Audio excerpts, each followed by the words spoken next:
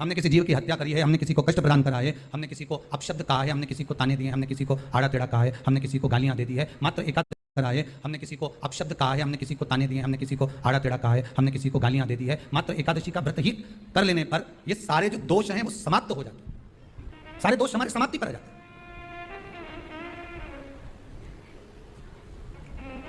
अब एक विचार करिएगा थोड़ा सा अपने मन में, अपने चित्त में, अपनी वृत्ति में एक बात उतारिएगा, एक अपने मन में एक बात को उतार कर रखिएगा कि आप अपने पाप को, अपने पाप कर्म को जिस दिन क्षीण करने वाले हो, समाप्त करने वाले हो, अपने पाप को आप जिस दिन समाप्ति पर लेकर जा रहे हो, तो उसके एक दिन पहले आपको प्रसन्नता होना चाहिए कि नहीं होना चाहिए कि कल मेरा पाप कटने वाला है, कल मेरा पाप समाप्त होने वाला है, जो मैंने पाप कर्म कराया वो समाप्त होगा, जो मैंने पाप कर्म कराया वो कल समाप्त हो जाएगा। तो एक दिन पहले आपके चेहरे पर प्रसन्नता हो कि ना हो, और चेहरे पर वो प्रसन्नता आपके आना चाहिए कि कल मेरा एकादशी का व्रत है, आज दशमी है, कल एकादशी का व्रत है, तो कल मेरी जब एकादशी का व्रत रहेगा तो मेरा ना जाने कितना कितना पाप, कितना कितना असत्य, कितना कितना झूठ, कितना कितना प्रपंच वो समाप्त हो जाएगा। इसमें मुझे प्रसन्नता हो, इसमें मुझे आनंद था। तो क्या कहा गया कि प्रयास करिएगा कि एकादशी के दिन कोई वृक्ष की, कोई डाली की, कोई कोपल की कोई पत्ती ना तोड़ी जाए। क्यों? तो कहा अगर उस पत्ती को हम तोड़ देते हैं, वृक्ष की पत्ती को या क्यारे में लगी हुई कोई डाली की पत्ती को हम तोड़ देते हैं तो एकादशी का पुण्य फल प्राप्त नहीं होता, एकादशी का कोई फल हमारे खाते में नहीं जाता, पुण्य फल प्राप्त। अब फिर भले तुम चाहे तुमने मोरधन खाया हो, चाहे तुमने फिर चिप्स खाई हो, चाहे तुमने फिर व्रत का कितना ही सामान खा गए हो, तुमने सोचा कि आज मेरी एकादशी है, तो फिर उसका कोई फल प्राप्त नहीं, उसका कोई सुख प्राप्त नहीं आपको, फिर उसका कोई आनंद प्राप्त नहीं आपको, फिर उसमें कोई आनंद की अनुभूति आपको नहीं मिलेगी। आप जितने भी लोग शिव महापुराण की कथा को श्रवण कर रहे हैं, चाहे पंडाल में बैठकर सुन रहे हो, चाहे आस्था चैनल पर, चाहे फेसबुक यूट्यूब पर कथा सुन रहे हो, आपके मन में अगर विश्वास रखकर कथा श्रवण कर रहे हो तो यह निश्चित है कि शिव विश्वास के रूप में आपका कार्य करेंगे ही, ये निश्चित है। शिव के मंदिर, शिवालय में पहले तो एक बात अच्छे से जान लो कि शंकर का मंदिर नहीं होता, शिवालय होता है। क्या होता है? शिवालय। शिव के मंदिर का बार बार अगर गुणगान आए तो आपको समझ लेना है कि मंदिर नहीं है, वो शिवालय है। मंदिर और शिवालय में अंतर होता है, मंदिर में जो भगवान बैठते हैं वो साल भर में एक बार डोल ग्यारस पे या कोई उत्सव होता है उसमें मंदिर से बाहर निकलते हैं, और शिवालय का मतलब यह होता है कि शंकर के उस मंदिर में, शिवालय में जहां पर शिवलिंग है वहां पर शंकर भगवान अगर बैठे हुए हैं, शिवालय बना हुआ है, शिवलिंग रखा हुआ है, तो वहां शिव और पार्वती प्रतिदिन प्रदोष काल में शाम के समय उस शिवालय से निकलकर भ्रमण पर चले जाते हैं। शिवालय और मंदिर में अंतर है।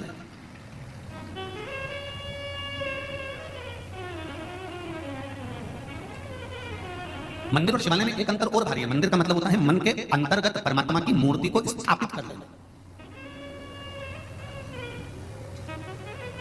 मन के अंतर्गत परमात्मा की मूर्ति को स्थापित कर लेना, ये मंदिर है। और शिवालय का मतलब होता है कि शिव का दर्शन कर कर, उसका स्पर्श कर कर उसमें ही लय हो जाना, उसमें ही मिल जाना, वो शिवालय है कि हम शंकर में लय हो गए, हम शंकर में समाहित हो गए। अब हमारे भीतर ना काम बचा, ना लोभ बचा, ना अहंकार बचा, ना वासना बची, ना तृष्णा बचा, ना कुछ हमारे भीतर है। हम तो शिव के हैं और शिव हमारा है।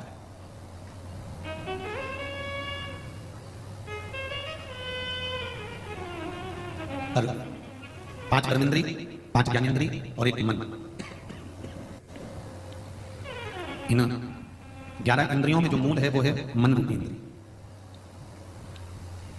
सागर वाले जरा सावधानी से सुनिएगा कथा के स्मरण को कि मन रूपी इंद्रिय अगर एक बार परमात्मा तक पहुंच गई तो बाकी की ये 5 कर्मेंद्रियां हैं, 5 ज्ञानेंद्रियां हैं, ये फिर भटकती नहीं है, फिर ये सीधे परमात्मा की ओर। एक भागवत जी में भजन आता है, उद्धव जी महाराज उसमें एक लाइन आती है बड़ी सुंदर, महाराज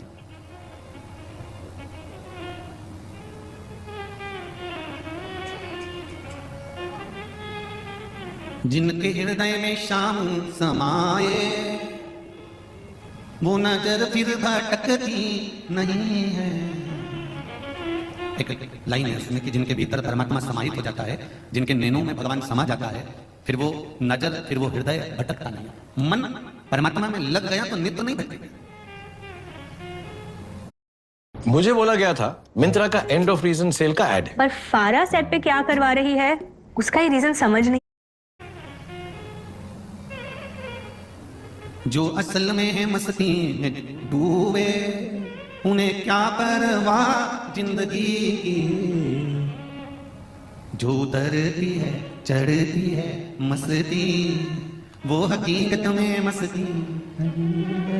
महाराज जीवन में जो चढ़ाव और उतार में लगता है कि बचपन अच्छा गया, जवानी अच्छी आएगी, अधेड़ी अच्छी आएगी, थोड़े दिन खुश होकर जी लिए और थोड़े दिन बाद फिर रो लिए, तो ये मस्तता नहीं है। एक संत का जो स्वभाव होता है, एक साधु का जो स्वभाव होता है, एक गुरु का, एक तपस्वी का, एक मुनि का जो स्वभाव होता है, वो प्रत्येक दिन, प्रत्येक पल, प्रत्येक घड़ी, प्रत्येक समय में वो हमेशा खुश ही नजर आता है।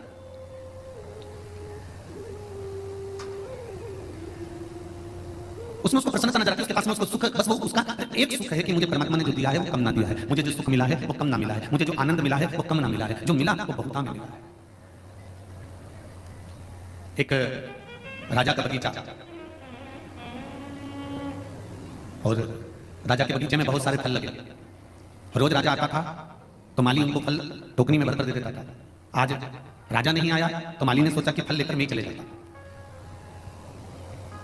माली ने टोकनी में जो अच्छे फल थे, जो माली को अच्छे लग रहे थे, उसने वो भर लिया और भरकर ले जाकर राजा के चरणों में रख दिया। महाराज आज ये बगीचे के फल। राजा माली से फल की टोकनी लेकर साइड में रख लिया, नृत्य देखता रहा और उस फल में से उठाकर माली को फल मारता रहा। थोड़ी देर बाद राजा माली से पूछा, आप जा रहे हो? हाँ। कुछ बोलोगे नहीं? माली ने कहा, मुझे बोलना तो केवल मेरे भोलेनाथ जी से है कि उन्होंने मेरी बुद्धि अच्छी रखी और आज जो मैं फल लेकर आया उस फल में मैं अंगूर लेकर आया, नारियल लेकर नहीं आया। ये शिव ने मेरे ऊपर कृपा करी, ये मेरे भोलेनाथ ने मेरे ऊपर कृपा करी कि फल मैंने अंगूर लाया और आप मुझे अंगूर उठाकर मारते रहे। अगर मैं नारियल लेकर आ जाता, श्रीफल लेकर आ जाता और आप मुझे वो फेंक कर मारते तो शायद मेरा सिर ही फट जाता, इतने नारियल अगर मुझ पर पड़ते तो। जीवन में अगर दुख आ रहा है, जीवन में अगर दुख आ रहा है और वो दुख धीरे धीरे कर अगर कट रहा है, वो दुख धीरे धीरे कर समाप्त हो रहा है, तो आप परमात्मा को धन्यवाद देना चालू करना कि तेरी कृपा से यह हुआ है जो मेरा दुख धीरे धीरे कट रहा है और मालूम नहीं पड़ रहा। प्रतिदिन भगवान से कहते रहा करो कि भगवान मुझे दुख देना तो एक साथ मत देना, मुझे कष्ट देना तो एक साथ मत देना। जैसे मेरी माँ रोटी बनाती है तो आटे में थोड़ा सा नमक डाल लेती है, अगर मुट्ठी भरकर नमक डालेगी, ढेर सारा नमक डालेगी तो वो रोटी खारी हो जाएगी, ना उसे गाय खाएगी ना उसे स्वान खाएगा, वो रोटी कोई नहीं खाएगा, फिर वो रोटी पड़ी रहेगी। उसी तरह भगवान से कहना, भोलेनाथ अगर मेरी किस्मत में, क्योंकि कर्म का भोग तो मनुष्य को भोगना पड़ेगा, मानव का शरीर तो भोगना तो पड़ेगा, जो पूर्व में कर्म कर आए हो उसका भोग भोगना तो पड़ता ही है। माता सीता ने चिड़िया को कैद में रखा तो माता जानकी को कैद में रहना पड़ा। कश्यप बाबा ने वरुण देवता की गाय पे ले जाकर अपने कक्ष में बांध दिया था, यज्ञशाला में बांध दिया था और गाय के बछड़े रोते रहे, तो वरुण देव ने कश्यप बाबा को श्राप दे दिया था कि तुम्हें मृत्यु लोक में जाकर जैसे मेरे गाय के बछड़े अपनी मां के लिए रो रहे हैं, तुम पृथ्वी पर जाओगे और वसुदेव बनोगे, तुमको तुम्हारी औलाद के लिए रोना पड़ेगा। तो ये तो कर्म का दंड है मनुष्य को भोगना। आए हो तो भोगना तो पड़ेगा, पर परमात्मा से कहते जाओ, परमात्मा से बोलते जाओ कि हे परमात्मा इतनी कृपा करना, जैसे आटे में नमक डाला जाता है और रोटी में स्वाद आता है, उसी तरह हमारी जिंदगी में दुख तो बहुत आएंगे, क्योंकि हमने पूर्व में क्या करा, हमको क्या मानना, हम क्या क्या कर्म कर आए, हमें क्या करना। इसलिए परमात्मा एक काम करना, अगर दुख देना तो एक साथ मत देना, तकलीफ देना तो एक साथ मत देना, कष्ट देना तो एक साथ मत देना। आटे में नमक के बराबर थोड़ा थोड़ा तो डाल कर देते जाना, तो हम उसको झेलते जाएंगे, हम उसे झेल कर समाप्त करते जाएंगे। और तू अगर एक साथ दे देगा तो हमसे झेला नहीं जाएगा। एक साथ मत देना महाराज, तेरी कृपा होगी तो हम उस दुख को झेल लेंगे। और जितने लोग इस कथा को सुन रहे हैं आस्था चैनल पर, फेसबुक यूट्यूब पर, और जितने इस पावन 1, 2, 3 और 4 पंडाल में बैठकर आप लोग जो कथा का रसपान ग्रहण कर रहे हैं, बड़े ध्यान से सुनना कि दुख को अगर परमात्मा देता है तो दुख झेलने की सामर्थ्यता भी परमात्मा ही देता है, कोई दूसरा नहीं दे सकता। एक कैंसर के मरीज को देखना, जिसकी किडनी, जिसका लीवर खराब हो गया और उसका डायलिसिस चल रहा हो, उसको देखना। उसका पूरा शरीर, आधे से ज्यादा कैंसर मरीज का शरीर पूरा गल गया होता है, ऑपरेशन पर ऑपरेशन ऑपरेशन पर ऑपरेशन होते रहते हैं और वो फिर भी श्वास लेता रहता है। बोलो सही है कि गलत? किसी कैंसर के मरीज को फिर भी श्वास ले रहा है, जिसकी लीवर किडनी गड़बड़ हो गई, डायलिसिस चल रहा, शरीर बेकार हो गया। पानी भी पिएगा तो नाप कर पिएगा, भोजन भी करेगा तो तोल कर करेगा कि इतना ही खाना है, इससे ज्यादा नहीं। पानी भी पीना है तो इतना पीना है, इससे ज्यादा नहीं। इतना ही भोजन ग्रहण करना है, इतना ही पानी पीना है, ये फल नहीं खाना, ये चीज मत खाना, लौकी की सब्जी खाना बिना उसको बगड़े हुए, बड़ी साधारण सी, फिर भी श्वास चल रही है। परमात्मा उसको रोग, तकलीफ, दुख झेलने का बल मेरा बाबा ही दे सकता है, किसी की सामर्थ्यता नहीं हो सकती, किसी की सामर्थ्यता नहीं। दुख झेलने का बल देगा तो मेरा बाबा देगा। किसी के घर में अगर बेटियों का जन्म हो जाता है, किसी के घर में 1 बेटी हो गई, 2 बेटी हो गई, 3 बेटी हो गई, 4 बेटी हो गई, तो माता पिता को दुख नहीं करना चाहिए कि इनको पढ़ाएगा कौन, इनका पालन कौन करेगा, इनका विद्यार्थन कौन कराएगा, इनका विवाह कौन कराएगा, इनको पढ़ाएगा कौन, इनको आगे कौन बढ़ाएगा, इनको निभाएगा कौन। अगर तुम्हारे घर में बेटियों का जन्म हुआ है तो एक बात का स्मरण हमेशा रखना कि परमात्मा जिसके घर में बेटी देता है तो उस बाप के भाग्य को भी खोल ही देता है। अगर बेटी का जन्म हुआ है तो पिता के भाग्य को खोल लेता है। 3 के भाग्य का धन हर व्यक्ति को मिलता है। पहला बेटी के भाग्य का, दूसरा गौमाता के भाग्य का, तीसरा संत ब्राह्मण के भाग्य का। अगर बेटी ने जन्म लिया है तो पिता, जब बेटी विवाह के लायक हो जाएगी, जब बेटी का विवाह मंगल विवाह का समय आ जाएगा, जब बेटी के विवाह का समय आ जाएगा, तो ये निश्चित है कि पिता के पास कहीं से भी धन आएगा और बेटी का विवाह सोचा नहीं होगा, उससे दुगना होगा और अच्छा होगा। ये शिव की कृपा होती है।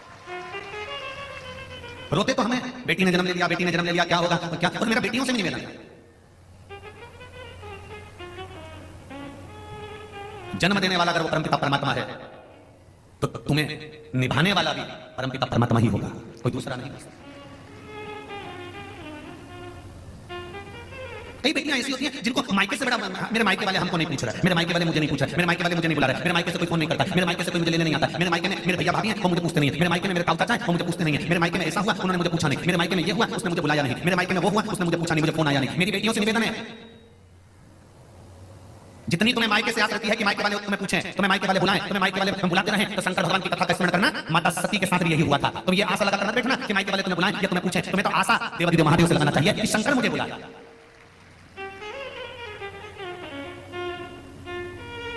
दुनिया वालों से अगर आस लगाओगे तो आस टूटेगी, पर महादेव से आस लगाओगे तो वो जिंदगी में कभी नहीं टूटेगी और महादेव उसको निभाएगा जरूरी, निश्चित है। आस अगर परमात्मा से लगाई जाए तो वो निभती है, आस अगर संसार से लगाई जाए तो वो टूटती है।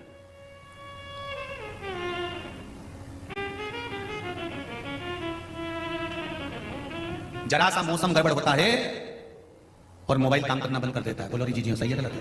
अरे बोलो तो सही है। जरा सा मौसम गड़बड़ हुआ और नेटवर्क नहीं मिलता, फोन नहीं लगता। मौसम गड़बड़ हुआ और नेटवर्क मिलना बंद हो गया, फोन लगना बंद हो गया, आप बेचैन हो गए, फोन क्यों नहीं लग रहा, मैं इनको कब से लगा रही हूं, मैं इनसे बात करना चाहती हूँ, ये मेरा फोन क्यों नहीं उठा रहा है, मैं कितना फोन लगा रही हूँ, फोन नहीं उठा रहा है। जरा सा नेटवर्क गड़बड़ हुआ और फोन नहीं लगा। उसी तरह ये मन का नेटवर्क भी जब गड़बड़ हो जाता है, अहंकार में, अभिमान में, लोभ में, वासना में, तृष्णा में, जब इसका नेटवर्क मौसम गड़बड़ कर देता है, अहंकार इसका नेटवर्क गड़बड़ कर देता है, तो ये मन भी परमात्मा से बात नहीं कर पाता, फिर इसका भी मौसम गड़बड़ हो गया, फिर ये नहीं लग पाता।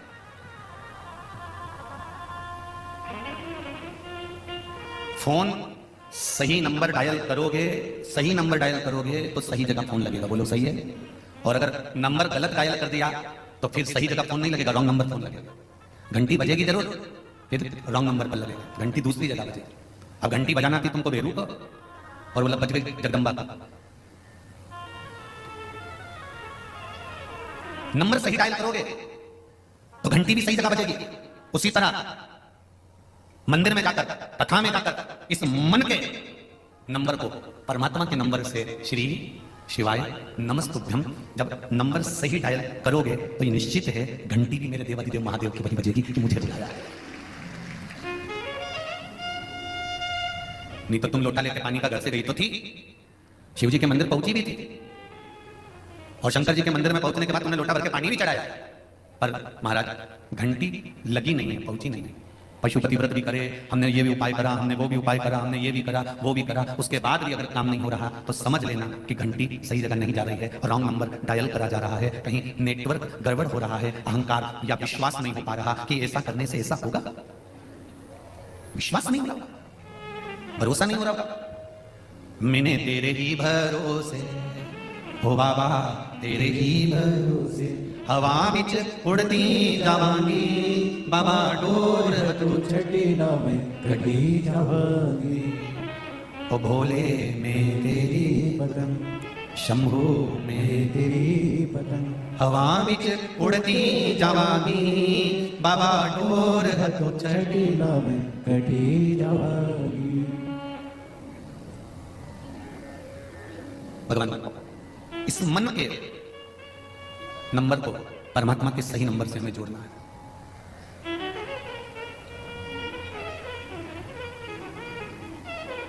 सही नंबर से जोड़ो। आप में से कितने लोग हैं जो मोबाइल चलाते हो तो आंख बंद कर लेते हो? अरे बोलो तो जम के। मोबाइल चला रहे हो और आंख बंद करके बैठे हो तो मोबाइल चलाओगे तुम? इससे तो बंद करके पटक दोगे, कौन चलाएगा? रख दो। मोबाइल चलाते समय दृष्टि भी जम के बोलो जरा, मोबाइल पर होना चाहिए। एक एक शब्द जो तुम टाइप कर रहे हो ना, मोबाइल पर चैटिंग कर रहे हो, एक एक शब्द पर तुम्हारा ध्यान होना चाहिए कि क्या लिख रहे हो। काका जी कैसे हो? लिखते लिखते एक मात्रा भी, एक शब्द भी गड़बड़ हो गया, लिख रहे थे क्या कर रहे हो और एक शब्द भी गड़बड़ हो गया तो लिखा जाए कहां मर रहे हो, शब्द का गड़बड़ हो गया। जरा विचार करना, मोबाइल पर चैटिंग करते समय, लिखते समय, देखते समय तुम्हारी दृष्टि, तुम्हारा मन, तुम्हारा चित्त, तुम्हारी वृत्ति उस मोबाइल पर टिकी हुई है। फिर मम्मी आवाज लगा रही है, ले चाय पी ले, आ रहा हूं 2 मिनट बस, आ रहा हूं। जब तक तुम्हारा मैसेज पूरा नहीं हो जाता तुम वहां से उठ के जाते ही नहीं। चैटिंग पूरी होना चाहिए। जब मोबाइल चलाते समय तुम दूसरे की नहीं सुनते, तो शिवजी पे जल चढ़ाते समय इन संसार वालों की क्यों सुनते हैं? उसकी भक्ति में जब रमो तो ये मन, ये चित्त, ये दृष्टि उसमें होना चाहिए। दिल तुमसे लगा बैठे जो होगा देखा जाएगा, तुम्हें अपना बना बैठे जो होगा देखा जाएगा। आज कोरियर द्वारा जो पत्र आए हैं, पता नहीं, हम पहले भी बोलते हैं कि तुम लोगों को एड्रेस कहां से मिल जाता है राम जी। ये पत्र कोई कम पढ़ रहे हैं तो तुम लोग वहां से लिख लिख के भेज दिया, ये कम पढ़ रहे हैं, वो लिफाफे भेज दिए। अच्छा ये लिफाफे आ जाए नहीं पढ़ो ना, वो सामने रखे रहे तो भी फिर वो कहने में आ जाता है कि हमने पत्र भेजा था, गुरुजी को दिख दिया तो भी लिफाफा नहीं खोला, इसलिए उसको खोल के पढ़ना पड़ता। तो अभी कथा चालू होने से पहले उसको यही पढ़ रहे थे कि भेजने वाले ने भेजा। सुनीता राजेश गुप्ता 103 राधानगर इंदौर से ये कोरियर आया है। सुनीता राजेश गुप्ता 103 राधानगर इंदौर।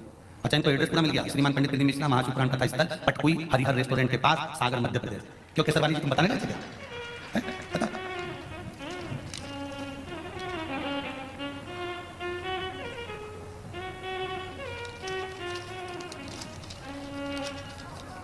सुनीता राजेश जी गुप्ता, आप अगर कथा सुन रहे हैं तो आपका पत्र प्राप्त हुआ है। मेरी छोटी बेटी अमेरिका से एमएस कर रही है, कई कंपनी में इंटरव्यू दे चुकी थी पर सफलता प्राप्त नहीं हुई।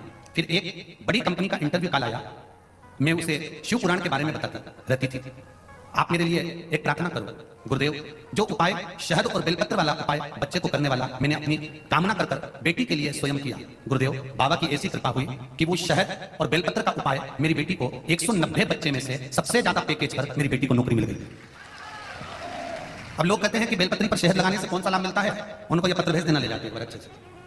दूसरा, मेरी बड़ी बेटी शिवानी जिसका जन्म महाशिवरात्रि का है, बाबा की पुत्री है जो कि अमेरिका में कार्यरत है, उसने मुझे कहा मुझे जॉब बदलना है। मैंने पशुपतिनाथ के व्रत और हैदराबाद वाली कथा इसी कामना से सुनी, टीवी के सामने बैठकर हैदराबाद की कथा मैंने इसी कामना से सुनी बाबा कि ऐसी कृपा बरस जाए। और बाबा की कृपा से दुनिया की सबसे बड़ी कंपनी फेसबुक का एक कठिन इंटरव्यू मेरी बेटी ने निकाल लिया। मैं क्या बखान करूं बाबा का, और उसकी भी जॉब दूसरी कंपनी में लग गई। ये शिव की कृपा, ये शिव की उदार। एक पत्र और आया, वो लिफाफा देख लेने के बाद में कहेंगे कि हमारा लिफाफा नहीं खोला।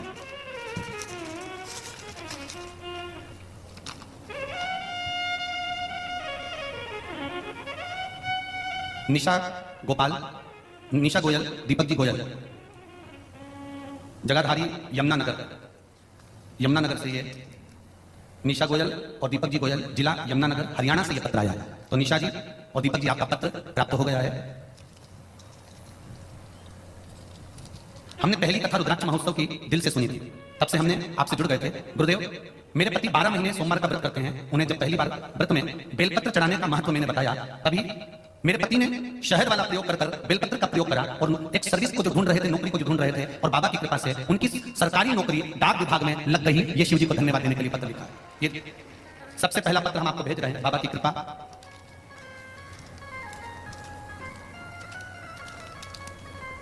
मेरी मम्मी के गठान हो गई थी पिछले महीने वो गठान दिनों दिन बढ़ती जा रही थी। अल्ट्रासाउंड की रिपोर्ट तीसरे दिन आनी थी, उससे पहले मैंने आपका बताया हुआ उपाय किया, दिल से बाबा से जाकर कहा, और बाबा की कृपा से जो रिपोर्ट आई उसमें मेरी माता को कोई बीमारी निकल कर नहीं आई। ये शिव की कृपा है। उदारता शंकर की क्या होती है ये शिव ही जानता। आप दिल से उससे कहेंगे और दिल से उससे बोलेंगे तो वो सुनेगा। बस एक बात आज स्मरण अपने जीवन में रखिएगा। फिर कहूंगा, मोबाइल चलाते समय तुम्हारी दृष्टि मोबाइल में रहती है, नेत्र मोबाइल में रहते हैं, टाइप करते समय तुम्हारा मन मोबाइल में रहता है, किसी अच्छे से जब चैटिंग चलती है तो मुख पर स्माइल भी रहती है। बोलो सही है कि गलत है? ये 3 चीजें चैटिंग करते समय, मोबाइल चलाते समय तुम्हें ध्यान करना है कि मोबाइल पर चलाते समय नेत्र मोबाइल पर है, मन मोबाइल पर है, चेहरे पर स्माइल है। यही की यही जब मेरे देव अधिदेव महादेव से आप बात कर रहे हो, जल चढ़ा रहे हो, बेलपत्री चढ़ा रहे हो, मेरे शंकर के शिवालय में बैठकर उसकी आराधना कर रहे हो, श्री शिवाय नमस्तुभ्यम मंत्र का जाप कर रहे हो, या पंचाक्षर मंत्र नमः शिवाय बोल रहे हो, या षडाक्षर मंत्र ओम नमः शिवाय बोल रहे हो, तब तुम्हारा ये मन, तुम्हारी ये दृष्टि, तुम्हारा ये चित्त मेरे देव अधिदेव महादेव में होना चाहिए, तो वो सफलता मिलेगी निश्चित। कुछ बोलना चाहते हो?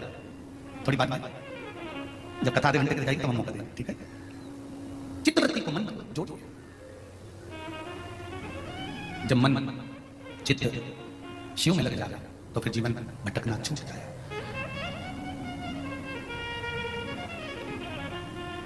जो असल में है मस्ती में डूबे, उन्हें क्या परवाह जिंदगी की। जो उतरती है चढ़ती है मस्ती, वो हकीकत में मस्ती नहीं है। ये तो प्रेम की बात है, ऊधो बंदगी तेरे बस की नहीं है। आप मन चित्त परमात्मा में लगा हुआ तो मंदिर जाते हो आप लोग? घंटी बजाते हो मंदिर में? बोलते जाओ जरा, सागर वाला ठीक है। काय के लिए बजाते हो? मंदिर में जाकर घंटी क्यों बजाई जाती है? भगवान को बताने के लिए कि आ गए। अच्छा, वारी जी जियो, गजब। परमात्मा को बताने के लिए कि हम आ गए, यही बोला है ना? ठीक है। तुम माता के गर्भ में जब आए थे ना, उस दिन से उसको मालूम है कि तुम आ गए। तो घंटी बजाने की जरूरत परमात्मा को बताने के लिए नहीं है, घंटी की जरूरत अपने लिए है। जैसे घंटी का नाद हो उस समय पर आप सावधान हो जाओ। जैसे स्कूल में घंटी बजती है तो क्या टीचर के लिए बजती है कि प्रिंसिपल के लिए बजती है? घंटी किसके लिए बजती है? बच्चों के लिए, स्टूडेंट के लिए कि ये घंटी बजी है परेड में खड़े हो जाओ, ये घंटी बजी है प्रार्थना में खड़े हो जाओ, ये घंटी बजी है विज्ञान का सब्जेक्ट का ये क्रम चालू होने वाला है, ये घंटी बजी है मैथ का क्रम चालू होने वाला है, टाइम चालू होने वाला है, आधे आधे घंटे का जो सब्जेक्ट चालू होता है उसके अनुसार घंटी बजती है। एक घंटी बजी, फिर 2 घंटी बजी, फिर 3 घंटी बजी, फिर एक घंटी ऐसी बजती है मतलब छुट्टी। कोई तुम्हें बताने नहीं आता कि घंटी किसके, तुम्हें ज्ञात हो जाए घंटी टीचर के लिए नहीं, घंटी प्रिंसिपल के लिए नहीं, घंटी स्टूडेंट के लिए बजाई जाती है कि स्कूल में जो घंटी बजी है उससे स्टूडेंट ये समझ जाए कि अब मेरा सब्जेक्ट ये वाला चालू हो रहा है। मंदिर में जो घंटी बजती है ये परमात्मा को दिखाने के लिए नहीं बजती कि हम आ गए, ये घंटी अपने लिए बजती है कि तू मंदिर में खड़ा है, भगवान का हो जा और एक चित्त लगाकर परमात्मा का स्मरण कर। ये घंटी अपने लिए बची है कि हम परमात्मा के दरवाजे पर आए हैं और परमात्मा में हमारा चित्त लगाना है। जिज्जियों अच्छे से सुन लेना, घंटी बजाकर हमें भगवान से नहीं कहना कि हम आ गए। ये कोई घर थोड़ी ना है। भगवान को तो माता के गर्भ में जब हम आ गए थे उस समय से, माता के गर्भ में जब हम पहुंचे थे उस समय से परमात्मा को मालूम है कि तू संसार में जन्म लेने वाला। और देखो तुम साहूकार बनोगे कि चोर बनोगे ये भी उसको मालूम है। एक चोर साधु के पास पहुंच गया, चोर साधु के पास गया और साधु से जाकर उसने, चोर ने बिल्कुल सही सही कह दिया कि मैं चोर हूं, मेरे पास चोरी का सामान है, बहुत तेज पानी गिर रहा है, मुझे आपके आश्रम में रख लीजिए। संत ने कहा तुम जानते नहीं हो मैं संत हूं और मैं चोर को आश्रय दूंगा, चलो निकलो यहां से बाहर। चोरी का सामान लेकर आ गए और मेरे आश्रम में आ गए, चलो निकलो यहां से बाहर। Here's a look at my week on Facebook gaming. Monday morning, I play puzzle games. On Tuesday, I सामान लेकर आ गए और मेरे आश्रम में आ गए, चलो निकलो यहां से बाहर। बरसते हुए पानी में, कड़कड़ाती बिजली में, भयंकर ओलावृष्टि में संत उसका हाथ पकड़कर उसको बाहर निकालने लगा। चोर पांव पड़ने लगा, मानो तो गुरुदेव आप संत हो, मुझे रख लो, मैं चोर हूं। अगर वो चोर कह देता कि मैं चोर नहीं कोई व्यापारी हूं, मेरे पास व्यापार का सामान है, तो संत रखता कि नहीं रखता? उसको रख लेता ना। पर उसने सत्य कहा कि मैं चोर हूं, मेरे पास में चोरी का सामान है। संत के पास जाकर उस चोर ने बिल्कुल सत्य कहा कि अगर मेरे को झूठ बोलना है तो संसार में बोलूंगा, पर संत के दरवाजे पर क्या झूठ बोलना। तो संत के दरवाजे पर जाकर उसने सत्य कह दिया कि मैं चोर हूं, मेरे पास में चोरी का सामान है। संत उसको धक्का मारकर निकालने लगे। अभी आकाशवाणी हुई कि ये संत कहते हैं चोर को अपने रखो। इतने में आकाशवाणी होती है और भोलेनाथ जी कहते हैं संत रे साधु, तुझे तो अब मालूम पड़ा कि ये चोर है। मुझे तो इसके जन्म पर मालूम था कि ये चोर बनेगा, तुझे अब मालूम पड़ा तो तूने अपनी कुटिया से अपने आश्रम से निकाल दिया। मुझे इसके जन्म पर मालूम था कि ये चोर बनेगा, तो भी तो मैंने अपने मृत्यु लोक में इसको रखा, संसार में रखा, क्योंकि मुझे मालूम है ये चोर बनेगा, तो भी मैं इसको रख रहा हूं, क्योंकि है तो मेरा ही, ये है तो मेरा। हम परमात्मा को घंटी बजाकर ये ना जताएं कि हम तुम्हारे यहाँ आए हैं, तो भगवान भी कहेगा तो एहसान करने आए, लोटा भर के पानी चढ़ाने आए। हमें भगवान को बताने के लिए घंटी नहीं बजाना है, हमको अपने मन की एकाग्रता के लिए, मन के केंद्र के लिए, मन की स्थिरता के लिए जब घंटी बजाई जाती है, घंटी के नीचे खड़े होकर घंटी को बजाया जाता है। जब उसकी ध्वनि निकलती है तो उससे श्रवण शक्ति से एकाग्रता का भाव जागृत होता है और परमात्मा के सामने हम खड़े होते हैं, तो इस मन को केंद्रित करने का एक फल हमारे सम्मुख में होता है। हमें मन को केंद्रित करना है।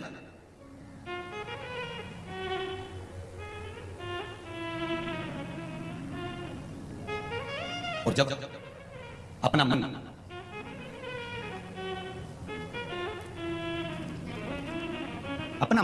जब परमात्मा की भक्ति में केंद्रित होता है, तब जीवन का सुख प्राप्त होता है।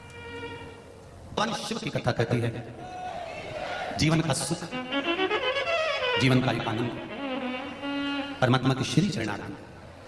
महाराज जब भगवान के चरणों का रस तत्व एकाग्र चित्ता से, एकाग्र आनंद से हम प्राप्त करते हैं, तो जीवन का सुख अपने आप मिलने लगता है। श्री शिवाय नमस्तु। पहले भी कहा है इस मंत्र का जाप जब जब शिव महापुराण में आए तब एकाग्र चित्त होकर थोड़ी देर बैठकर भगवान से हृदय लगाकर मंत्र बोलने के बाद अपने दिल की बात भगवान से कह दो, तो अगली जब कथा होगी तो तुम भी वहां पहुंचे मिलोगे कि बाबा ने हमारी कामना पूर्ण कर दी। उससे ये मंत्र नहीं है, ये बाबा से कहने का एक आनंद है, बाबा से अपनी मन की बात कहने का एक सुख है। श्री शिवाय नमस्तु, श्री शिवाय नमस्तु, श्री शिवाय नमस्तु, श्री शिवाय नमस्तु, श्री शिवाय नमस्तु। बाबा से अपने मन की बात कहने का एक सुंदर तरीका।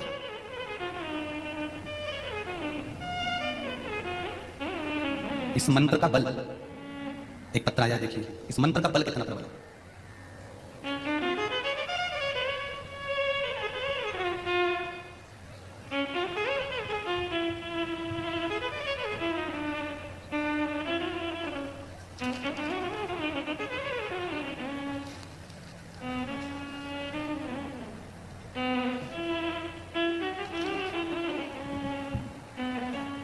मीरा श्रीवास्तव नहीं, मीरा श्रीवास ग्वालियर से आए हैं, कहीं बैठे हैं, हाथ लाएंगे। हर हर महादेव।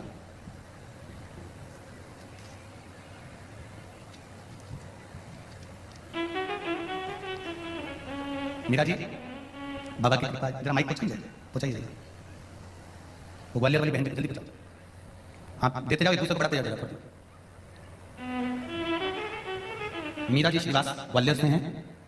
ब्रेन ट्यूमर हो गया था, कुछ ही दिनों में वह इतना बढ़ गया कि मेरे स्कूल के स्टाफ वाले भी मुझ पर हंसते थे। हाँ जी, कहाँ से आएंगे दीदी? ग्वालियर से श्री शिवाय। नमस्ते मैम, श्री शिवाय नमस्ते मैम। आप ग्वालियर के रहने वाली हैं? क्या बोले? ग्वालियर से रहने वाली हैं? ग्वालियर से डीडी नगर में रहते हैं। डीडी नगर में रहते हैं। क्या नाम है दीदी आपका? मीरा श्रीवास। मीरा श्रीवास। आपने इसमें लिखा है, सबसे पहले तो अपने पत्र के ऊपर ही लिख दिया, 2 दिन में ब्रेन ट्यूमर का इलाज बाबा के पास। जी गुरुजी। ये शंकर भगवान बड़ी कृपा करे हैं और आपके चेहरे की स्माइल और प्रसन्नता भी बताती है। क्या प्रॉब्लम हो गया था? पता नहीं, यहाँ पे गुरुजी बहुत बड़ा थोड़ा सा हो गया था। जी। सब लोग मुझे देख के हंसते थे, जी। लेकिन मैंने घर पे आए तो मेरे बेटा बहू बोलने लगे कि श्री शिवाय नमस्तुभ्यम का जाप करो, उससे ही आपको बोले बाबा ठीक कर दे। जी। तो बस मैंने श्री शिवाय नमस्तुभ्यम का जाप किया, बस उसी से दिन पे दिन ठीक हो ही गए। अब ठीक है? बिल्कुल बिल्कुल ठीक है, मैं ठोकती रहती हूँ। सिर ठोक के बताओ जरा एक बार। सिर ठोक लिया? हाँ, इसे ठोक लिया। अब तो तकलीफ नहीं है? नहीं। बस तो ब्रेन ट्यूमर गया, बाबा था ना, ऑपरेशन से अंदर के अंदर कर दिया। बैठ जाइए, श्री शिवाय नमस्ते। बड़ा सुंदर भाव आपने व्यक्त करा। एक पत्र और है। अर्चना कन्नौजिया गोपालगंज सागर से हैं, कहीं बैठी हैं अर्चना जी? आप ही हैं? दोनों हाथ हिला दो। हर हर महादेव। शिवपुराण सुनने का अनुभव आपको बताएं तो मेरी बहन ने शिवपुराण कथा की लिंक मोबाइल पर भेजा, फिर टीवी पर आस्था चैनल पर देखना प्रारंभ किया। इसके पहले मैंने 4-5 महीने से बहुत तकलीफ में थी। मुझे बाय और सिस्ट ब्लड में पित्त शाप में स्टोन हो गया था। सोनोग्राफी में मालूम पड़ा बहुत दर्द होता था गुरुजी। करीब 4 से 5 डॉक्टरों को दिखा चुकी थी पर कुछ आराम नहीं लगा था। डॉक्टर्स बोलते थे आराम नहीं लग रहा है तो ऑपरेशन करा लीजिए। इसी बीच में कथा सुनी, लास्ट में एक डॉक्टर को दिखाया और दिखाने के बाद 3 बेलपत्र वाला प्रयोग और बाबा की कृपा से 3 दिन डॉक्टर की दवाई ली और बाबा शंकर भगवान पर 1 लोटा पानी चढ़ाना प्रारंभ किया। बेलपत्र लाकर शिव जी पे चढ़ी हुई खाना प्रारंभ करा। बाबा की कृपा से मेरा स्टोन बाहर निकल गया। अब मैं ठीक हूँ। बैठो बहन, श्री शिवाय नमस्ते। हर हर महादेव। बैठो, शिव कृपा इसी को कहते हैं।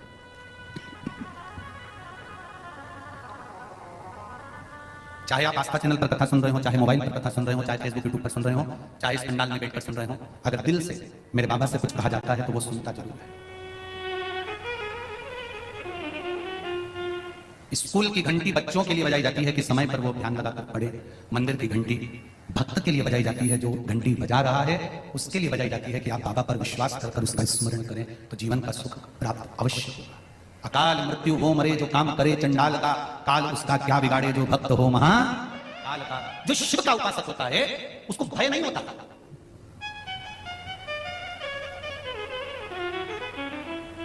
अगर भगवान की करुणा हो, भगवान की कृपा हो तो कई बार श्राप भी अगर लग जाए ना तो वो भी फलीभूत हो जाता है।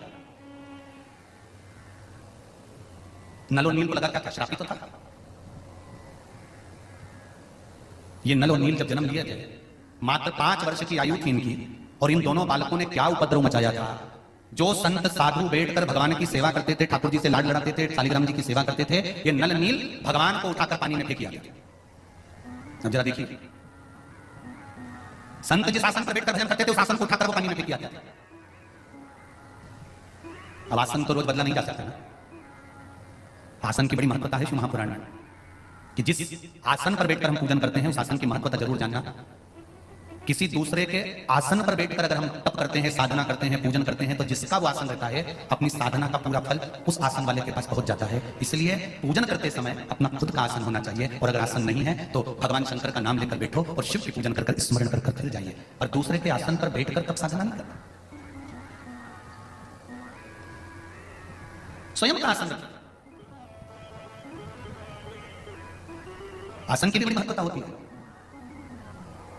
आसन जब बहुत ज्यादा गंदा हो जाता है, मेला कुचेला हो जाता है, तो माता उसको धो लेती है। वैसे तो आसन को हमेशा ऐसा रखना चाहिए कि वो गंदा ही ना हो, क्योंकि उसमें तप बल बड़ा प्रबल होता है। पहले की शिव महापुराण को उठाकर देखना, जो कुबेरेश्वर धाम से बाची हुई है पुरानी 2019 की, अगर वो निकाल कर आप सुनेंगे तो उसमें वर्णन किया था हाथ की माला, आसन, दीपक जिसमें दिया लगाते हो, ये पुराने होते चले जाते हैं तो इनका तप कितना बढ़ते चले जाता है। मान लो अगर आसन गंदा भी हो गया और आप उसको धो रहे हो तो वो धुला हुआ पानी वॉशरूम में फेंकना नहीं है, उस पानी को संभाल कर रखकर अपने घर के चारों तरफ उस पानी को या छत पर उसको छींट देना। क्यों? उसमें तुम्हारे पूजन का, साधना का, भजन का तपबल उस आसन में आ जाता है। ये जो संत लोग पहले के समय में जो हाथ में जल लेकर श्राप दे देते थे, ये किस चीज के लिए देते थे? क्या कमंडल में जो जल रखा रहता था उस जल में इतना बल बढ़ जाता था कि वो जल लेते से फेंक देते तो श्राप दे देते थे? नहीं, कमंडल के जल में वो बल नहीं होता था, मुनियों के, संतों के, साधुओं के आसन में वो बल होता था। उस पर तप साधना करते थे, और तप साधना का जब बल बढ़ जाता था तो जो वस्तु हाथ में जल की लेते थे वो जल जब छींट लेते तो उस जल से श्रापित हो जाता था। ये आसन कोई साधारण होता है कि जब देखो जब बदल लो आसन को? मंदिर का दिया क्या साधारण होता है? जब देखो जब बदल लो मंदिर का दिया। गौमुखी और माला कोई साधारण होती है कि जब देखो जब बदल लिया?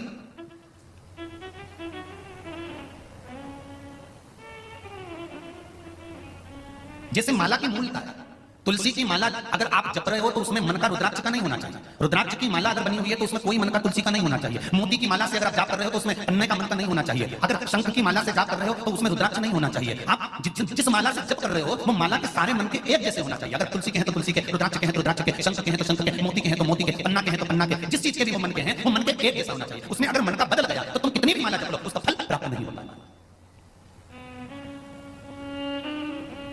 एक जैसा मन का होना चाहिए, उसका फल 1000 गुना हमें प्राप्त हो जाए। और अगर कोई मन का तुमने फैशन डिजाइन में बदलवा लिया कि नहीं हमको तो इसमें तुलसी की माला में रुद्राक्ष की माला का मन का लगा दो, या रुद्राक्ष में मोती लगा दो, या मोती में तुम्हें काम करो शंख लगा दो, या शंख की जगह तुम पन्ना लगा दो, पुखराज लगा दो, तो ये श्रेष्ठता नहीं करता हमारा।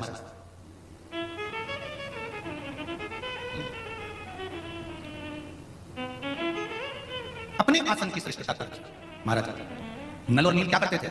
इनको कोई आशीर्वाद नहीं मिला था। कई लोग कहते हैं कि इनको आशीर्वाद था कि वो पत्थर को फेंकेंगे और पानी में तैर जाएगा। नहीं नहीं नहीं नहीं, ये दोनों बालक 5 वर्ष की अवस्था में आए और 5 वर्ष की अवस्था में इन्होंने संत, साधु, सन्यासी, तपस्वी, साधक, उपासक जितने भजन करने वाले होते थे इनका आसन, कमंडल, समाज सब ले जाकर समुद्र में, नदी में, तालाब में फेंक देते थे। और जब वो पानी में डूब जाता था संत ढूंढते थे तो ये दोनों बड़े खुश होकर नाचने लगते थे। इनको बड़ी प्रसन्नता होती थी। ये कई बार इनके माता पिता को, अश्विनी कुमारों को बताया गया कि भाई तुम्हारे बच्चे ऐसा कर रहे हैं। अब बच्चों को समझाया भी पर बच्चे माने नहीं तो क्या करें? खूब समझाया, खूब कहा। एक बार सारे ऋषि संत एक जगह एकत्रित हो गए, उनको गुस्सा आ गया। उन्होंने कहा इनका कोई ना कोई उपचार करना पड़ेगा, बच्चे हैं माना, गलती करें बच्चे, पर गलती जैसी गलती करें तो चल जाए। पर बच्चे जब कोई छोटी सी चींटी जा रही है और छोटा सा बच्चा उस चींटी को मार रहा है और मां प्रसन्न हो रही है तो ये मां की गलती है। कोई चींटा निकल कर जा रहा है, चींटे को अगर बच्चा मार रहा है और मां प्रसन्न हो रही है तो माता की गलती है। गलत काम करने पर बच्चा अगर छोटा है तो उसको छोटी अवस्था में उसको डांट देना चाहिए, उसको समझा देना चाहिए। बांस अगर गीला है तो उस गीले बांस को नवा देना चाहिए तो नब जाएगा, और अगर बांस सूख गया उसके बाद नवाओगे तो वो टूट जाएगा। उसी तरह यहाँ ऋषियों ने, संतों ने विचार करा कि गजब काम कर रहे हैं, छोटे छोटे बच्चे हैं और सामान ले नदी में फेंक रहे हैं। इन्होंने श्राप दे दिया, हे नल और नील, हम तुम दोनों को श्राप देते हैं कि तुम कोई भी वस्तु पानी में डालोगे तो वो डूबेगी नहीं, वो तैरेगी। इससे क्या फायदा हुआ ऋषियों का? ये आसन फेंक देते थे तो पानी में तैरता रहता था तो ये पकड़ के ले आते थे। ये मूर्ति, भगवान की मूर्ति पानी में फेंक देते थे तो वो तैरती रहती थी तो उसको पकड़ के ले आते थे। कोई सामान अगर पानी में फेंक देते थे तो उठा कर ले आते थे। ऋषियों को ये फायदा हुआ, संतों को ये फायदा हुआ। पर श्राप भी अगर भगवान की शरणागति में पहुंच जाता है ना तो वो श्राप नहीं रहता, वो वरदान हो जाता है। वो श्राप श्राप नहीं रहेगा, फिर वो वरदान हो गया। और वही हुआ, नल और नील को श्राप लगा था कि जो पानी में फेंकोगे वो पानी में तैरेगा, डूबेगा नहीं। नल और नील श्रापित होने के बाद जब बड़े होकर मेरे राम जी के चरणों में पहुंच गए, और राम जी के चरणों में जब पहुंचे, जिस समय मेरे राघव जी ने रामेश्वर धाम की स्थापना कर दी, स्थापना कर जब आगे बढ़े तो नल और नील दोनों बैठे हुए थे। तब स्वयं शिव की प्रेरणा हो गई कि तुम कहां ढूंढ रहे हो, इन दोनों बच्चों को श्राप लगा है, जो फेंकेंगे वो पानी में तैरेगा, इनके हाथ से पत्थर टच करवाकर फेंकना प्रारंभ करो, वो पानी में तैर जाएगा और श्राप भी आशीर्वाद बन जाएगा। दुनिया के लोग पूछते हैं शंकर भगवान क्या करते हैं, हम कहते हैं एक ही काम करता है, जो दुनिया का कोई नहीं कर सकता वो देवादिदेव महादेव करता है। जो दुनिया का कोई नहीं कर सकता वो देवादिदेव महादेव करता है। जब आखिरी में डॉक्टर भी फेल हो जाते हैं, डॉक्टर भी कहते हैं परमात्मा के हाथ में है, जब डॉक्टर भी कहते हैं कि हमारे हाथ में नहीं भगवान के हाथ में है, तब वो दूसरा कोई भगवान तुम्हारे पलंग के पास में अगर कोई खड़ा होता है, वेंटिलेटर के पास खड़ा होता है, आईसीयू के रूम में कोई होता है, ऑक्सीजन लगी है, आंखों में से पानी बह रहा होता है, बॉटल लगी है, बीपी चेक हो रहा है, शुगर चेक हो रही है, सब तुम्हारे रिश्तेदार कोई भी वेंटिलेटर के पास नहीं होगा, कोई रिश्तेदार आईसीयू के अंदर नहीं होगा, कोई रिश्तेदार तुम्हारे पलंग के पास में नहीं होगा, डॉक्टर सबको बाहर निकाल देंगे। तब उस जगह पर केवल एक होगा, जो तुमने एक लोटा पानी शंकर को चढ़ाया है, वो महादेव तुम्हारे सिराने खड़ा होगा। तुमने जिस शिव की आराधना करी है, तुम जिस शंकर के मंदिर जाती हो, शंकर की आराधना करती हो, पशुपति व्रत करती हो, शिव की आराधना में डूबे रहती हो, एक बेलपत्र चढ़ाती हो या चावल का दाना चढ़ाती हो या शंकर पे चढ़ी हुई बेलपत्र उठाकर धोकर फिर चढ़ाती हो, वो शिव तुम्हारे सिराने मिलेगा और तुम्हारा विल पावर मजबूत करता रहेगा। क्यों घबराता है? अभी वो बहन जी ने, ग्वालियर वाली ने कहा ट्यूमर हो गया था, दिखने लगा था, लोग हंसने लगे थे, स्टॉप हंसने लगा था, ये क्या हो रहा है? तब कौन आया? हंसने वालों के भी मुख पर अगर कोई ताला लगा सकता है तो मेरा वो देवादिदेव महादेव ही लगा सकता है, दूसरा कोई नहीं।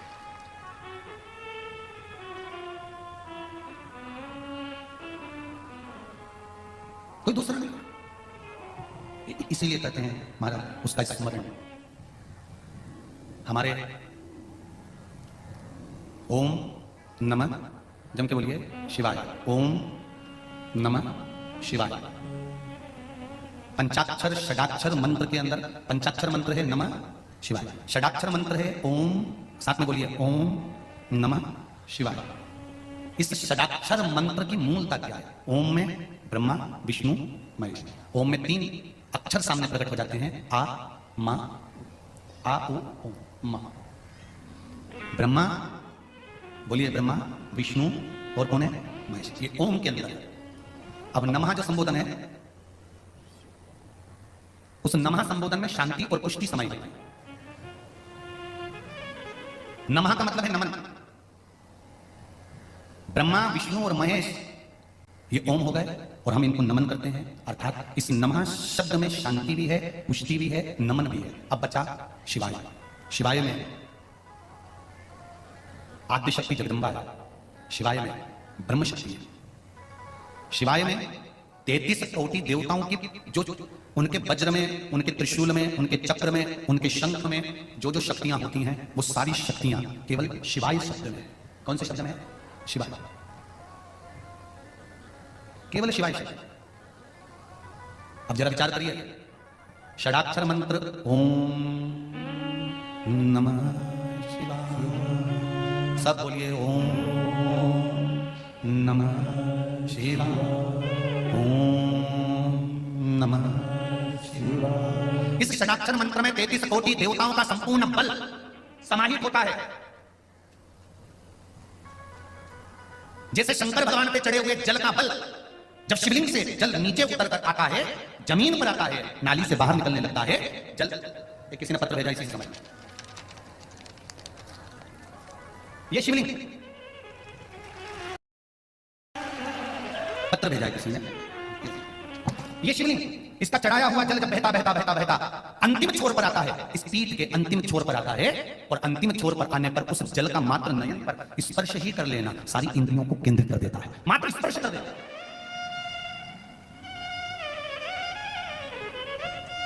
चढ़ाए हुए जल का भाग बहता बहता आया और पीठ पर से अंतिम छोर पर आया, अंतिम छोर, और उसका मात्र स्पर्श मात्र फल प्रदान करता है। गुरुजी, शंकर भगवान पर शिव महापुराण में कहीं लिखा हुआ है कि शिव जी पे चढ़ी हुई वस्तु नहीं खाना चाहिए, और आप कथा में कहते हो कि बेलपत्री का सेवन करना चाहिए, तो फिर हम किसकी माने? तो निवेदन पहले भी करा, आज फिर करते हैं। केवल नर्मदेश्वर शिवलिंग ऐसा होता है जिसके ऊपर चढ़ी हुई वस्तु का हम पान कर सकते हैं, पर सारे पूरे भारत की भूमि पर, पूरे विश्व में तो नर्मदेश्वर शिवलिंग नहीं होंगे ना, फिर हम बेलपत्री कैसे खाएं? तो आपको एक बात कही थी कि शंकर भगवान पर चढ़ी हुई बेलपत्र जब आप लेकर आए तो शंकर भगवान से ये कहकर लेकर आए कि ये औषधि के रूप में दे दो। औषधि कहीं से भी ली जा सकती है, औषधि कहीं से भी प्राप्त है।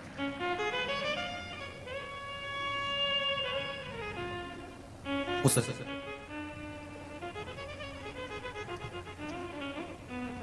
औषधि को कहीं से भी प्राप्त किया जा सकता है।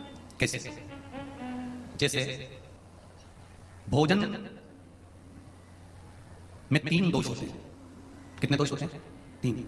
जिसके घर में पुरानी पुरानी माताएं हैं, बुजुर्ग माताएं हैं, और बुजुर्ग अगर पुरुष हैं, बूढ़ी बूढ़ी माताएं हैं, तो वो जानती हैं। पहले मट्टी का रसोई घर होता था, मट्टी का चूल्हा होता था, एक इतनी बड़ी एल्युमिनियम की भगोनी होती थी, उसमें पोता पड़ा हुआ होता था, एक कपड़ा पड़ा हुआ होता था। जब भोजन बन जाता था तब कपड़े को भिगोकर पूरे चौके पर उसको फेर दिया जाता था। बोलो जी सही है, फेरा था। जो पुरानी माताएं वो जानती हैं।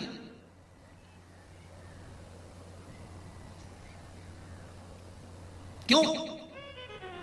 ये आने वाली पाश्चात्य सभ्यता, आज के जमाने में तो रसोई घर है, रात को ऐसे कैसे बंद कर दिया, झूठे बर्तन ले जाकर पटक दिए, बात बेसिन के अंदर ले जाकर पटक दिए मंजूता में, और बस दरवाजा बंद किचन का। और किचन का दरवाजा बंद होने के बाद सवेरे से उठ के आई, बकासी भरती रही, मुंडा भी नहीं धोया, और लाइटर से गैस चालू करा, चाय माय उकाल उकुल के वो लेके जाए। अब कई लोग कहते हैं गुरुजी कि घर में कमाई अच्छी है, पैसा अच्छा है, सब परिवार अच्छा है, सब भाई कमा रहे हैं, सबकी माताएं जानती हैं, सबकी पत्नियां जानती हैं कि हमारा पति कमा रहा है, सबके बच्चे अच्छे हैं, परिवार अच्छा है, धन अच्छा है, गाड़ी बंगला खूब है, फ्लैट अच्छा है, मकान अच्छा है, रिश्तेदार अच्छे हैं, सब कुछ है घर में, पर शांति क्यों नहीं है? उसका एक कारण है, पहले होता था रसोई घर, अब हो गया किचन। किचन का मतलब किचकिच घर। रसोई घर और किचन में अंतर है। रसोई घर में रोज भोजन के बाद में पोछा लगता था, या भोजन बनने से पहले सुबह माताएं एक कपड़ा गीला कर पोता लगाती थी, उसके बाद में चूल्हा जलाती थी। आज के जमाने में तो बिना नहाए, बिना मुख धोए, भले तुम बिना नहाए तुम अपनी जगह पर होगे, हो सकता है तुम्हारी नींद ना खुलती हो, लेट खुलती हो, पर जब भी रसोई घर में चाय की हंडी चढ़ाओ, चाहे तुम चाय बनाओ, सबसे पहले अगर गैस चालू कर रहे हो, अग्नि को प्रकट कर रहे हो, रसोई घर में भोजन बना रहे हो, तो पहले उस रसोई घर में भोजन से 3 दोष उत्पन्न होते हैं। उस 3 दोष को मिटाने के लिए पहले एक कपड़ा गीला कर भले पत्थर क्यों ना है उसको पोंछ देना चाहिए, तो 3 दोष समाप्त हो जाते हैं। घर में से क्लेश, अशांति समाप्त हो जाता है। भोजन में 3 दोष होते हैं। पहला जाति दोष, दूसरा निमित्त दोष, तीसरा आश्रय दोष।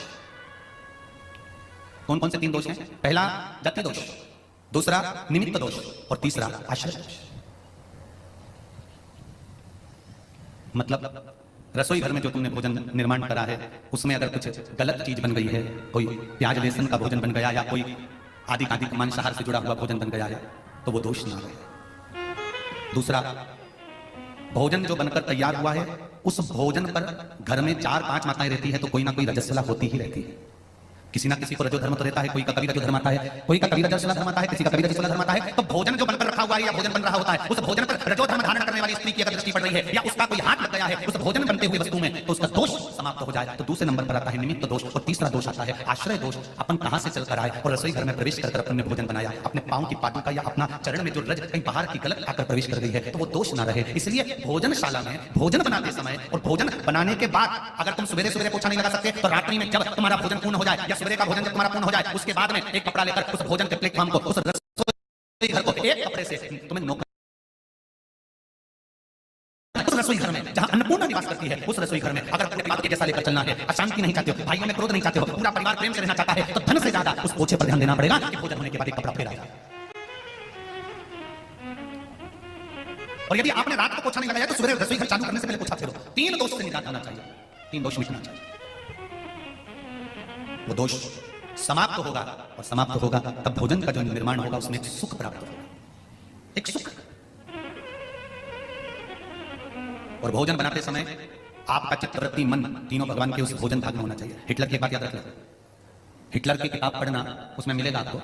हिटलर जिस देश पर आक्रमण करता था, जिस प्रदेश पर आक्रमण करता था, हिटलर जिस देश पर आक्रमण करने वाला होता था, पहले अपने गुप्तचरों को भेजता था, पता कर कराओ कि उस देश में जिसमें मैं आक्रमण कर रहा हूं, वहां के लोग बैठते हैं तो झुककर बैठते हैं कि तनकर बैठते हैं। हिटलर अपने गुप्तचरों को भेजता था केवल उस देश में देखने के लिए कि झुककर बैठते हैं कि तनकर बैठते हैं, साधारण बैठते हैं कि दीवार से टिककर बैठते हैं। केवल हिटलर ये पता करता था, और हिटलर के गुप्तचर जाते थे और जिस देश में देखकर आते थे कि वहां के लोग तनकर बैठे हुए हैं, हिटलर उस देश में कभी आक्रमण नहीं करता था। हिटलर उस देश में आक्रमण करता था जहां के लोग जब बैठते हैं तो कंधे को झुका देते हैं, नप जाते हैं या दीवार से टिक जाते हैं। हिटलर समझ जाता था जब इनकी रीढ़ की हड्डी मजबूत नहीं है तो देश भी मजबूत नहीं है, और हिटलर आक्रमण कर देता था। हिटलर उस देश पर आक्रमण कर देता जिसकी रीढ़ की हड्डी मजबूत नहीं। इसलिए हमारा शास्त्र कहता है, हमारा योग आश्रम कहता है, हमारा पतंजलि कहता है, हमारा योग कहता है, हमारे वेद और हमारे शास्त्र कहते हैं कि शिव की आराधना करते समय, शंकर का भजन करते समय, शिव आराधना में लगते समय, शंकर को जल चढ़ाते समय, शिव का पंचाक्षर मंत्र, षडाक्षर मंत्र या श्री शिवाय नमस्तुभ्यं बोलते समय आपकी चित्तवृत्ति और आपकी रीढ़ की हड्डी एकदम सटीक होना चाहिए, और शंकर से गुणानुवाद करते समय, भगवान का भजन करते समय आपका हृदय उस परमात्मा में रमा होना चाहिए। चित्त रमा, मजबूत करो अपने भजन को। वो शिव कथा कह रही है महाभारत। आप चित्त वृत्ति से जो भगवान का भजन करते हो उसका फल अवश्य प्राप्त होता है, ये निश्चित है। आप अगर आस्था चैनल पर भी कथा सुन रहे हो या फेसबुक यूट्यूब पर भी सुन रहे हो या पंडाल में आकर भी कथा सुन रहे हो तो इसका फल मिलेगा जरूर, निश्चित है। जमीन में से अगर पानी चाहिए तो 30 फीट इधर खोद लो, 40 फीट उधर खोद लो, 50 फीट उधर खोद लो, इधर बोर लगवा लिया 100 फीट का, उधर बोर लगवा लिया 150 फीट का, ऐसे पानी निकलने वाला नहीं है। एक ही जगह पर 300 फीट तक खोदे जाओ 350 खोदो 400 खोदो, पानी कभी तो आएगा। एक ही जगह पर अगर अच्छे से खोद लेते तो ये निश्चित है पानी निकल कर बाहर आ जाता। उसी तरह एक को पकड़कर अगर दिल से भज लेते तो निश्चित है कि मेरा शंकर मिल गया, शिव मिलेगा, निश्चित है। उसको पाना कठिन नहीं है। तारकासुर ने एक बार मांगा था और तारकासुर ने बार मांगा था कि अगर मरूं तो शंकर भगवान के पुत्र द्वारा मरूं, शिव के पुत्र द्वारा, भगवान शंकर के पुत्र द्वारा मेरे प्राण छूटना चाहिए। इंद्र कहते मेरा आसन चले गया, सिंहासन चले गया, कोई कहता है मेरी सत्ता चली गई, कोई कहता है मेरा वैभव चले गया, कोई कहता है मेरा राशि ठाट चले गया, कोई कहता है मेरा यहाँ का राज्य चले गया। भगवान ब्रह्मा जी के पास जाकर कहा ब्रह्मदेव ये बताओ कि ये तारकासुर मरेगा कैसे, क्योंकि तारकासुर ने इंद्र का सिंहासन भी ले लिया, तारकासुर ने देवताओं का सिंहासन भी ले लिया, अब ये सिंहासन वापस मिलेगा कैसे, कैसे प्राप्त? तो ब्रह्मा जी ने बहुत सुंदर बात की है, आप भी थोड़ा सा ध्यान दीजिएगा इस बात पर। सभी लोग इस बात पर जरूर ध्यान देना कि ब्रह्मा जी ने एक शब्द कहा, ब्रह्मदेव ने कहा इंद्र तुम्हारा सिंहासन काय से गया, तारकासुर ने आक्रमण करा और तुम्हारा सिंहासन गया, तुम क्या कर रहे थे? इंद्र कह रहे थे मैं अप्सराओं का नृत्य देख रहा हूं। गरुण वरुण तुम्हारा सिंहासन गया, तुम क्या कर रहे थे? हम अपने कार्य में मस्त थे। बहुत ध्यान देना महाराज इस विषय पर। भगवान जब तुम्हारा हाथ पकड़े और भगवान तुम्हारा जब हाथ पकड़कर तुमको कीचड़ से बाहर निकाल रहा हो, दुख से बाहर निकाल रहा हो, तुम्हारे को उन्नति की सीढ़ी पर ले जाकर जब छोड़ रहा हो, उस समय पर तुम्हारा अहंकार तुम्हारे सामने नहीं आना चाहिए, तो तुम बाहर निकल जाओगे। और अगर अहंकार आ गया, लोभ आ गया, तृष्णा आ गई तो मुश्किल है। मैयर गए हो दर्शन करने? अच्छा, पैदल चढ़े हो? चढ़ते समय जो भी चढ़ता है वो थोड़ा सा झुककर चढ़ता है। ये शरीर चढ़ते समय अपने आप थोड़ा थोड़ा झुक जाता है, बोलो सही है कि गलत है? और उतरते समय शरीर झुकता है क्या? पांव नीचे रखो तो कड़क रहना पड़ता है, झुके कि लुढ़के? जितना जितना ऊपर चढ़ते जाओगे माता रानी के दर्शन करने के लिए, जितने ऊपर चढ़ते जाओगे उतना शरीर को झुकाना पड़ता है और शरीर झुकता है। क्यों? क्योंकि उन्नति की सीढ़ी पर वही चढ़ सकता है जो जिंदगी में झुकना चाहता है। आप अगर झुकना सीख गए, आपने अगर अपने शरीर को नम्रता का भाव प्रकट कर लिया, अपने हृदय में नम्रता का भाव प्रकट कर लिया, मैयर वाली माता के शिखर पर चढ़ रहे हो, मैयर वाली माता के ऊपर दर्शन करने जा रहे हो, शारदा भवानी का दर्शन करने जा रहे हो, चाहे सलकनपुर वाली माता का दर्शन करने विजासन का जा रहे हो, चाहे देवास वाली माता का चामुंडा का दर्शन करने जा रहे हो, चाहे वैष्णो देवी का दर्शन करने जा रहे हो, चाहे ज्वाला देवी का दर्शन करने जा रहे हो, चाहे चिंतपूर्णी, चाहे मनसा, चाहे चामुंडा का दर्शन करने जा रहे हो, चाहे कालका का दर्शन करने जा रहे हो, ऊपर अगर माता का दर्शन करना है, ऊपर अगर चढ़ना है तो शरीर थोड़ा सा झुककर चढ़ोगे, झुककर चलोगे तो ऊपर चढ़ते चले जाओगे। और अगर अकड़ में चढ़े तो थोड़ी देर में पीछे की पीछे टपक जाओगे। ध्यान रखना, भगवान जब हाथ पकड़े और तुम उन्नति की सीढ़ी पर थोड़ा थोड़ा थोड़ा थोड़ा चढ़ रहे हो, थोड़ा थोड़ा ऊपर की ओर बढ़ रहे हो, तो थोड़ी सी नम्रता, थोड़ा सा इस शरीर में नम्र भाव, हृदय में कोमल भाव लेकर आना। क्रोध नहीं, चिड़चिड़ प्रवृत्ति नहीं, आसक्तियां नहीं, थोड़ी सी नम्रता लेकर। शरीर में सबसे पहले साथ छोड़कर जाते हैं आप। किसी किसी का तो पूरा सोफा सेट ही निकल गया है। शरीर में सबसे पहले साथ छोड़कर जाते हैं दांत, और शरीर में सबसे आखिरी तक टिकने वाली है जीवान। दांत इसलिए साथ छोड़ देते हैं क्योंकि करते रहते हैं, कल्ले ठट की तरह बने रहते हैं। और जीवान ताकत टिकती है कि उसमें कोमलता होती है, लचीलापन होता है, नम्रता होती है। जिसमें नम्रता जीवान की तरह होगी वो आखिरी तक मजबूत बना रहेगा और टिका रहेगा। आखिरी धन, संपदा, सत्ता, बहुत ध्यान देना। धन, संपदा और तीसरे नंबर पर बोला है, जम के बोलो जरा, सत्ता, कुर्सी, पद, प्रतिष्ठा तब तक टिकी रहती है जब तक आपके भीतर नम्रता रहती है।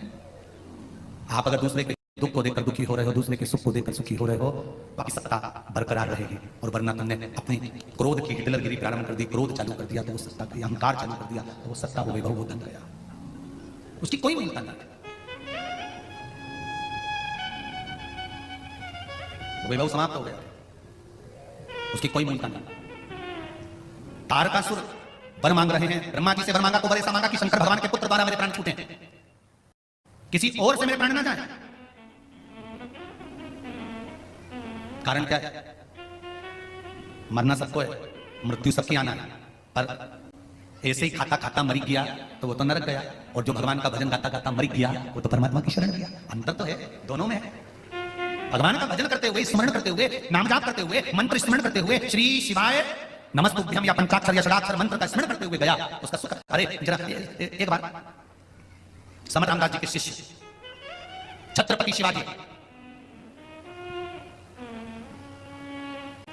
समर्थ रामदास जी के शिष्य छत्रपति शिवाजी, जिनका मुगलों के साथ में युद्ध हो रहा और मुगल छत्रपति शिवाजी के सामने टिक नहीं पा रहे थे। क्यों? क्योंकि छत्रपति शिवाजी के गुरु समर्थ रामदास जी, और समर्थ रामदास जी ने जो भक्ति का बल छत्रपति शिवाजी को, जो मंत्र का बल दिया था, वो कोई साधारण नहीं था।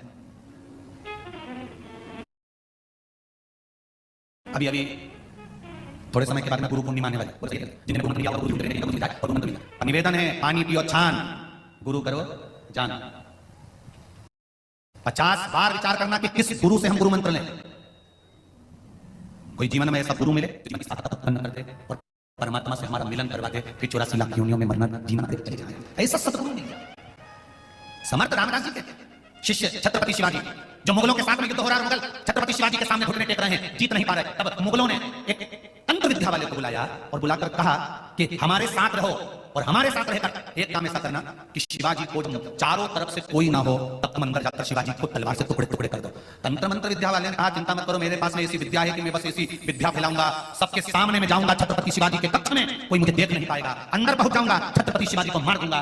तंत्र विद्या वाले को बुलाकर मुगलों ने उस तंत्र विद्या वाले को तलवार लेकर भेजना प्रारंभ करा, और वो किसी को नजर नहीं आया, अंदर पहुंच भी गया जहां छत्रपति शिवाजी सोए हुए थे। जहां छत्रपति शिवाजी सोए हुए वो पहुंच गया, पहुंचकर उसने तलवार निकाली और तलवार निकालकर छत्रपति शिवाजी को मारने के लिए उठाया। इतनी देर में तलवार हाथ से नीचे छुई, तलवार नीचे, उसने फिर तलवार उठाई, तंत्र वाले ने फिर छत्रपति शिवाजी को मारने के लिए हाथ बढ़ाया, तलवार फिर नीचे गिर गई। इसको समझ नहीं आया यहां कोई है नहीं, फिर तलवार कैसे गिरी है, तो इसने चिल्लाकर पूछा कौन है यहां पर। तब आकाशवाणी हुई, कोई दूसरा नहीं, शिवाजी, छत्रपति शिवाजी की मां, जिस शंकर की आराधना करती थी, पंचाक्षर मंत्र को जपती थी, नमः शिवाय, वो मंत्र तेरे तंत्र के आगे भारी पड़ रहा है, इसलिए तलवार गिर गई। जो समर्थ रामदास जी ने गुरु ने जो मंत्र दिया था, वो मंत्र का जाप करा गया, जो भगवान का मूल मंत्र होता है, पंचाक्षर हो, षडाक्षर हो, श्री शिवाय नमस्तुभ्यम हो, चाहे 10 अक्षर मंत्र ओम नमो भगवते वासुदेवाय हो, चाहे 2.5 अक्षर का मंत्र कृष्ण हो, चाहे 2 अक्षर का मंत्र राम हो, तुम जिस मंत्र को जप रहे हो, तुम जिस मंत्र की आराधना कर रहे हो, तुम जिस मंत्र को जपने का प्रयास कर रहे हो, अगर वो मंत्र तुमने जपा है, और निश्चित है कि अगर तुमने दिल से जपा है, तो कितना बड़े से बड़ा रोग भी आ जाता है, दुनिया का कोई व्यक्ति तुम्हारे ऊपर कितना भी प्रहार कर ले, अगर मंत्र तुमने दिल से जपा है, तो तुम्हारा बाल बाका नहीं हो सकता। भजन तारकासुर जब इंद्र से कहा ब्रह्मा जी ने तुम्हारे राज सिंहासन क्यों गया, क्योंकि तुम अप्सरा का नृत्य कर रहे थे। जब व्यक्ति के पास में कुर्सी आती है, पदाता सत्ता आती है, वैभवता प्रतिष्ठा आती है, जब व्यक्ति अच्छे ओहदे पर जाने लगता है, बड़े बड़े पद उसको प्राप्त होने लगते हैं, बड़े बड़े ओहदे उसको मिलने लगते हैं, उसका अभिमान आने लगता है, कुर्सी का एक अहंकार उसके जीवन में उत्पन्न होने लगता है, ओहदे का एक अहंकार उसके भीतर उत्पन्न होने लगता है, फिर वो ओहदे का अभिमान जब उसके सामने आता है, तो वो किसी को गिनना बंद कर देता है। छोटे छोटे व्यक्ति को तो वो गिनता ही, साधारण साधारण व्यक्ति को कौन गिने, हमारे पास ये ओहदा, हम ये पद पर है, हमारे पास में ये है, हम ये पद पर है, कौन गिनता किसको।